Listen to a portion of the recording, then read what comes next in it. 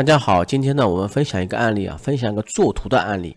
那么这个作图案例呢，利用了人工智能的算法啊，放大图片不过我这个案例呢，可以做一个参考，然后你举一反三啊。然后呢，今天是事情是这样子的啊，就是小朋友呢，他需要这个预期卡片，然后这个卡片呢，一下子买的话，需要2、3天才到。那么他今天要用啊，然后所以没有了，需要我打印一下。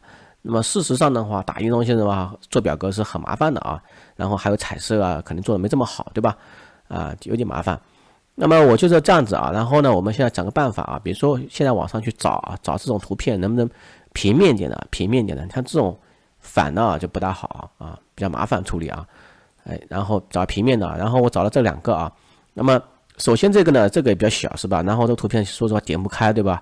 我们可以通过点右键检查啊。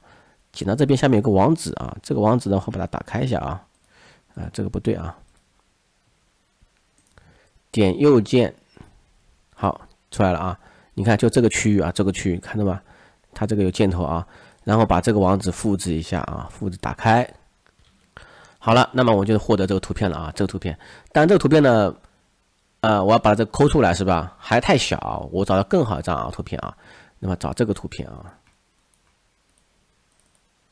这图片不错啊，还有更好的啊，所以说找图片也要找得很好啊。这张更好是吧？更清晰，对吧？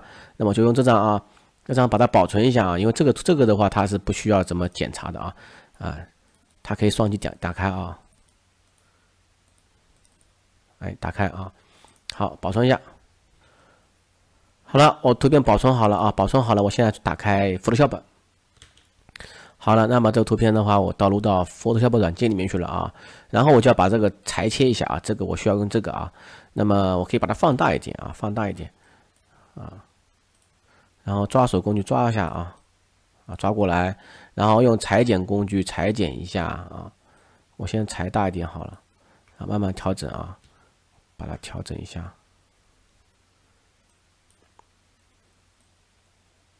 好，裁剪一下。稍微里面点行，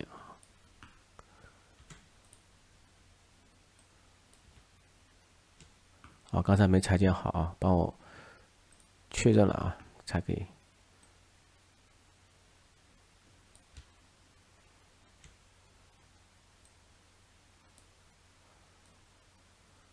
这样的话就很好了啊。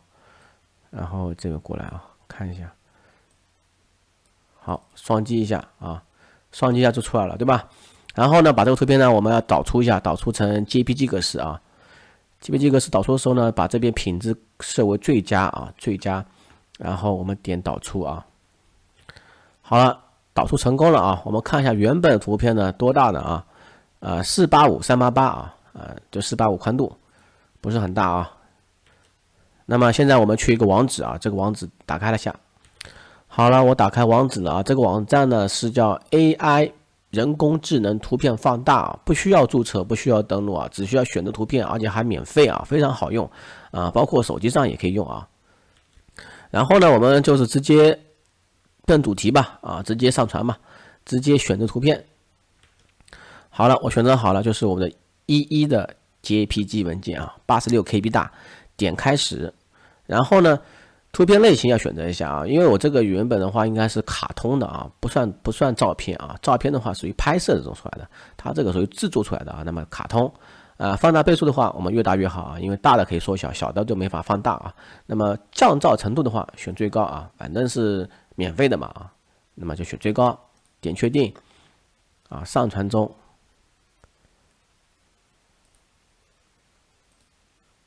然后稍等一下就可以了啊。好了，刚才我遇到了一些网络错误啊，现在的话它已经上传了啊。上传的话，它这边需要有时间约6分钟啊。事实上的话，大概的话就是1到2分钟吧稍微等待一下就可以了。如果说你需要放大更多的话那肯定是要升级啊。一般来说，免费的可以共用了。好了，现在已经完成了我点下载。好，我们打开这个新的图片了，这新的图片很大是吧？但是你这样看的话，可能没感觉，对吧？我们把它放进我们的 Photoshop 里面去但是这边有个锯齿，看见没有？其实不太影响因为本身的话，我们这个已经它算法弄过了，肯定是有些粗糙感的好了，我现在导入这个 Photoshop 软件里面呢，我们可以看图像大小啊，1940了啊，宽度啊。那么刚才的话480几啊，对吧？485对吧？那放大4倍了啊。那么然后现在的话就很简单了，现在的话我就不用动它了啊，然后直接创建一个打印啊，比如用纸啊，一般说 A4 嘛啊，A4点创建，然后呢把这个选区给选一下啊，选区选一下，然后就方便打印的情况啊。那么好，然后往上拖啊，把它排整齐啊，应该是可以放2张对吧？啊，它的线给你画好了啊，中央线啊，放中间好了，然后再按 Alt 键啊，然后直接拖出来一张啊。那么拖出来之后，中间留个边缘啊，为什么呢？上下都要留边缘，左右都要边缘啊？为什么呢？就是因为怕打印的时候呢，它会裁切啊。那么我再把它这个放下一点啊，这个放下来一点，好吧？啊，这样的话边缘就留出来了啊。然后点Ctrl 键加 P 键，调出打印栏目啊。然后我们可以看这里啊，看这里的话就可以看出来这个打印边缘，对吧？它打印边缘。然后我们就可以打印设置了啊。当然，如果横版的话，你就点这个横版，对吧？当然我这个竖版的啊，横版的不对啊。然后就可以点打印就完成了啊。那么首先的话，这是一个方法啊。那么现在的话，大家可以看一下啊，还是挺清晰的，对吧？那么就是这样一个情况啊，把它这个表格做的非常的像这种工厂出来的样子啊，然后自己剪一下就行了。所以说呢，这个小的案例啊，然后大家可以通过这个案例举一反三。如果说什么表格啊或者什么样的东西啊，可以用一下啊。今天给大家分享到这里吧啊，感谢大家。